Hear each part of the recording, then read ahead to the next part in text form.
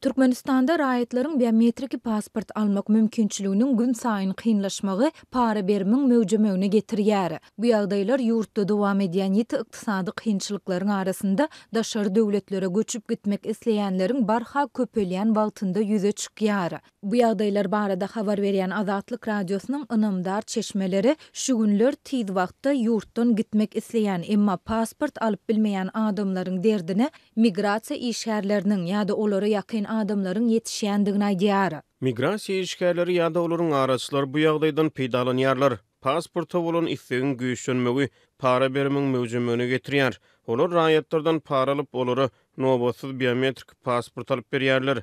Paranyň möçberi gün saýyn artýar diýsek ýalňyşmarys.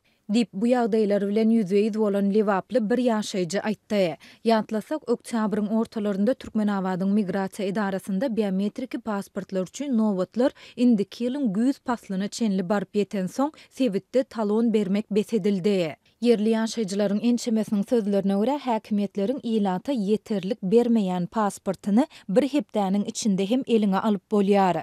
Ýöne olar munyň üçin 1000 ABŞ dollaryny bermeli bolýarlar. Egerde 25 günde pasport aljak bolsaň, onda 600 ABŞ dollaryny, 2 aýyň dowamında aljak bolsaň, onda 200 ABŞ dollaryny bermeli diýip Lewaply ýaşaýjy aýtdy. Para berimiň möwjemegine biometrik pasporta bolan talabyň artmagy, bu talabyň artmagyna bolsa ýurtda dowam edýän ýeti ykdysady kynçylyklaryň arasynda Türkmenistandan çykmak isleýänleriň köpelmegi sebäp bolýar.